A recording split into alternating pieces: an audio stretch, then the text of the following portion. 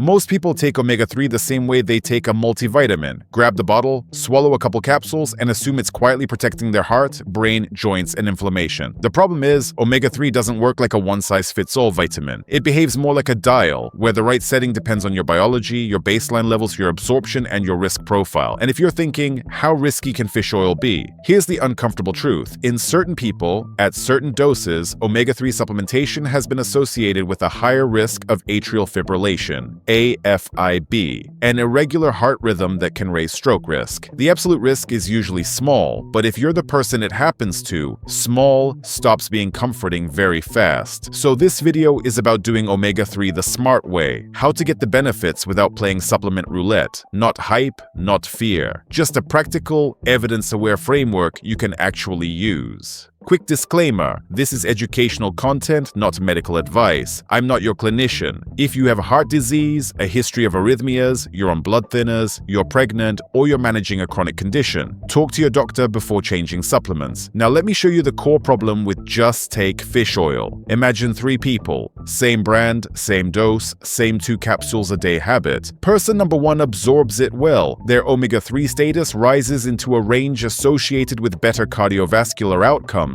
improved triglycerides, and better inflammatory balance. Person number 2 takes the exact same dose and barely moves the needle. They're spending money and swallowing capsules for vibes. Person number 3 overshoots. Their levels climb higher than necessary, and if they're already predisposed, older age, structural heart issues, prior cardiac events, higher baseline risk. Now they may be nudging into the zone where AFib risk becomes more relevant. Same supplement, 3 different outcomes. That's why the correct omega-3 dose isn't a single number. It's a process. If you want to optimize omega-3 intelligently, you need a measurable target, and one of the best tools we have for that is the omega-3 index. It measures the percentage of EPA and DHA in your red blood cell membranes. Basically a longer-term snapshot of your omega-3 status, not just what you ate yesterday. And this matters because omega-3 isn't about what you swallow, it's about what your body actually incorporates. The omega-3 index helps you answer the only question that really matters. Did this dose actually change my biology? Many prevention-focused clinicians aim for an omega-3 index around 8% or higher as a practical target associated with cardiovascular protection, while lower ranges tend to line up with higher risk patterns over time. But here's the part most people miss. Your omega-3 index doesn't jump overnight. Red blood cells live for roughly 3 to 4 months, so meaningful shifts tend to show up on that timeline. Translation: this isn't a take it for a week and see how you feel supplement. It's a measure, build, remeasure supplement. And before we even talk about capsules, let's talk about the simplest, most conservative strategy. Food first, then supplement only the gap. There's not strong evidence that simply having higher omega-3 levels from dietary sources increases AFib risk in the same way some high-dose supplementation trials have signaled risk in select populations. So the most benefit-forward approach is to get as much as you can from food and then bridge the gap with the lowest effective supplement dose that gets you to your target on testing. That usually means fatty fish like salmon, sardines, or mackerel, or algae-based DHA and EPA if you don't do seafood. Then you supplement only enough to reach your target, not enough to feel like you're doing something. Now let's be clear, omega-3 has real upside and many people benefit, but the AFib signal is not imaginary, and it tends to show up most clearly in studies using higher doses, especially doses around the multi-gram range per day, and in people who are already higher risk, like older adults with established cardiovascular disease or recent cardiac events. This is where nuance matters. Relative risk can look dramatic in a headline, but absolute risk might be a 1 to 3% increase in many analyses. Small, but not nothing. And small risk still deserves respect when the fix is simple. Don't megadose blindly. If you're younger, generally healthy, and you're not walking around with known arrhythmia risk factors, the AFib concern is usually less central. If you're older, have cardiovascular disease, sleep apnea, hypertension, or a history of rhythm issues, omega-3 may still be beneficial, but you want a more careful, monitored approach. So here's the framework: test, titrate, track. Start by measuring your baseline omega-3 index. Then choose a conservative starting approach. Sometimes that's food first, sometimes that's a reasonable supplement dose, ideally decided with your clinician if you have medical risk factors. Then retest in about 3 to to 4 months because that's roughly the window where you can see a real shift in red blood cell membranes. If you're not at your target, you increase gradually and retest again after another 3 to 4 months. Once you're in range, you maintain the lowest dose that keeps you there. That's how you maximize benefits and minimize risk. You're not chasing a random number of capsules, you're steering toward a measurable biological outcome. Now let's talk about why most people fail even when they take fish oil. The first mistake is counting capsules instead of counting EPA and DHA. The front label screams fish oil 2000 milligrams and your brain goes, wow, that's a lot. But fish oil is not the same thing as EPA plus DHA. EPA and DHA are the active omega-3s that actually move the omega-3 index, so you always want to check how much EPA and DHA you're getting per serving. The second mistake is ignoring the form. Omega-3 supplements often come as ethyl esters or triglyceride forms. Ethyl esters are common because they're cheaper and stable, but for some people they're less bioavailable and often absorb better when taken with a fat-containing meal. Triglyceride forms, sometimes called re-esterified triglycerides, more closely resemble what's found naturally in fish and can be better absorbed in head-to-head comparisons. Translation: two people can take the same dose, but one effectively gets more into their system because of form and meal timing. The third mistake is treating oxidation like it's a conspiracy instead of basic chemistry. Omega-3 fats are polyunsaturated, which means they're more prone to oxidation, especially with heat, light, and time. Oxidized oils aren't just less effective, they can produce breakdown products you don't want is a daily habit. That's why storage matters. Follow the manufacturer's directions, respect expiration dates, and don't keep a half-used bottle in a hot kitchen cabinet for months. The fourth mistake is buying low-quality brands with no credible testing.